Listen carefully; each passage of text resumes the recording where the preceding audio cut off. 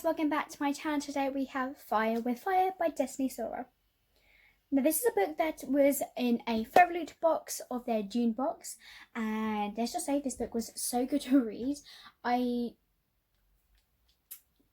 Just so many words to say it. Two sisters divided, they burn. So that when that little statement kind of gave me little Hunger Games vibes, but the synopsis, guys, was definitely different. Let's just say that. But let's go through the edition of this book from Fairyloot. So you can see this cover is amazing. We have these yellow sprayed edges, and then inside, obviously, we just get this in our June box, and this is our author letter, which has a fierce little browed dragon with our little author letter. And then we have our book signed, which I love this. And then, why did I not? Oh, I probably didn't do that. Do you know what? I've only just realised that I didn't actually show this on my unboxing. I think I probably was rushing through my video and didn't show this. Ouch. So this is an etched of the dragon with the spine being all silvery, and then we see this. Look at that. So you have like a calming one, and then you have this fierce fighter who's like, you need to kill the dragon kind of thing. But let's get to the synopsis. So one of the stories we're being told about dragons is wrong. Danny and Eden River was born to kill dragons, but that's the only thing the sisters have in common. For Danny, dragon slaying takes a backseat to everyday high school life. For Eden, slaying is her life.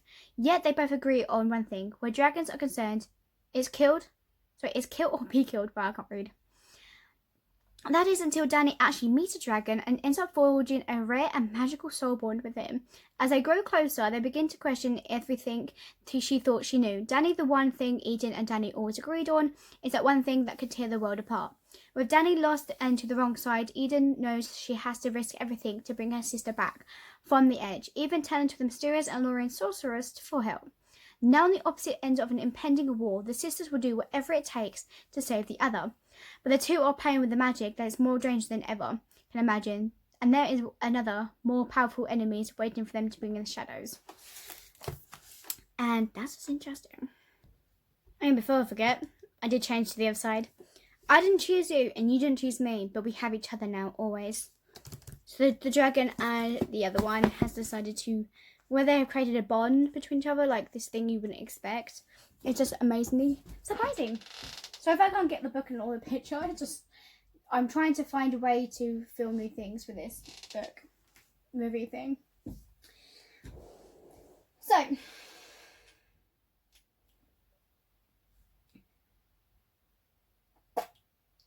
So most of the action comes from one young dragon, Nox, who didn't intend to soul bond with a 17-year-old Danny Riveter. Neither of them had a choice in the matter. There was no refusing a soul bond, which happens when a dragon and human are born at the same moment. That's crazy. This bond, though, is especially inconvenient as Danny comes from a long line of dragon slayers. So The Firefire is the book equivalent of the best kind of action movie that kind of gets an elaborated stunt sequences, for adventures, and also for enjoyable characters nuanced by relationships, and perhaps even a bit international corporate operation, but far few action movies focus on sisters like Danny and Eden. Eden, 2 years older than Danny, is focused and determined, a dedicated slayer who puts in long hours trying to be the absolute best of what she does. For Danny, the family business play cards fiddle to normal teenage cares, though she does try to live up to Eden's expectations. For Eden's frustrated side of the story, slaying seems to becomes effortless to Danny if she just take it all more seriously. So both their parents are off screen for much with Fire, but they're smart and they trust their children. And it's immediately refreshing to have a slaying to be a part of family business, not something one generation has to hide from another. The family's Scottish dad James married into the Mexican-American Riverton family and took not only on a wife, his wife Annalise, last name is traditional, but for her dedication to the family's line of work as well. Not everyone picks up an axe though, and Danny and Eden's quirky Aunt Frankie is nice counterbalance to all the training and danger. She calls on the girl's impressive physical ability when she needs a cat rescued from a tree. So when you read the word Slayer more than a few times, it's hard to keep from thinking of different kind of Slayer, Buffy, and there are parallels and not long least of the long-lived sorcerer who retains their youthful appearance and tends towards the heartless and cruel. Much of Soria's story is a direct rebuke to the loneliness that can be only one magical writer backstory story, which isn't a surprise even given the close bonds between the characters. So the girls train with a family and the extended dragon slaying network that makes another family of sorts. They already know what it takes Buffy to learn, you can't save the world alone. Nox's arrival in Danny's life upsets a lot of things, but it isn't the only supernatural incident. While Danny comes to terms with a new understanding of dragons, Eden runs into a different kind of predator, a powerful white woman who wishes to reshape the world in her own image using a lot of stolen power. The sorcerer Callan Thorne has a captive dragon, a fortress hidden in the middle of Tennessee, and a secret about how sorcerers are made. Sorcerers and slayers have worked in uneasy tandem for decades, but Callan really works on only for herself. As Eden, drawn to a power a sorcerer can wield, finds out firsthand. With Callan attempting one sister, Nox demanding the help of the other.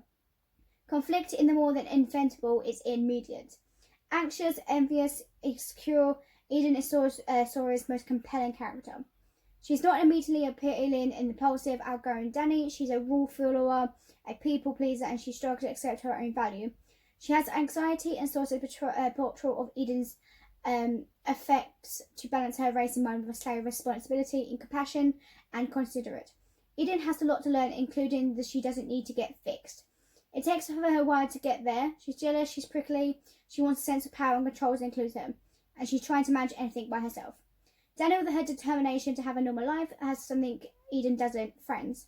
She's introduced not in the company of her family, but with her best friend Thomas,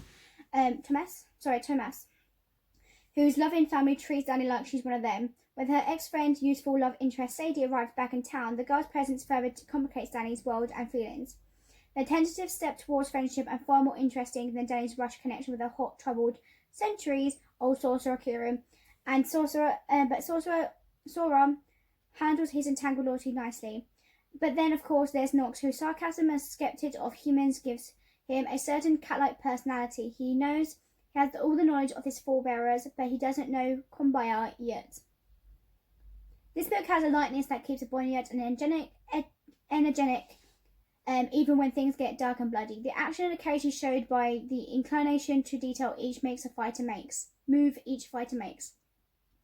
So Nox could probably rival his dragon cousin Toothless for a charm in this book, even adapted into a film.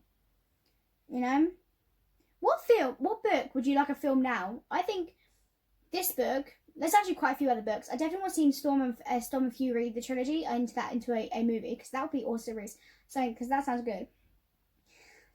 So Soria never loses sight of her modern day setting. The existence of dragons and sorcerers doesn't stop her characters from having more down to earth, real life concerns about identity and acceptance, and her mental health.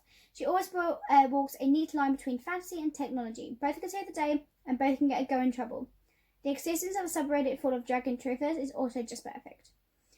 It just takes a minute to get going. Once the fire with fire builds momentum, it's hard to put down. The coming war between factions who disagree about dragons is a well and good dramatic, and it's a divide between Danny and Eden, and their struggles to understand each other, but this what makes the book tick. Because you just want to know if it's going to turn out great, or is it going to turn out something that's not going to be as great as you think it's going to be. But with this book, knowing that you know what's going to happen, and you think, are they going to be fine, they're going to be friends? No, definitely not, because this book took me out of the side, and I was like, oh my god, hands down, good book. That's all I gotta say with it. And I hope you guys enjoy, and I will see you guys next time. Peace. Bye.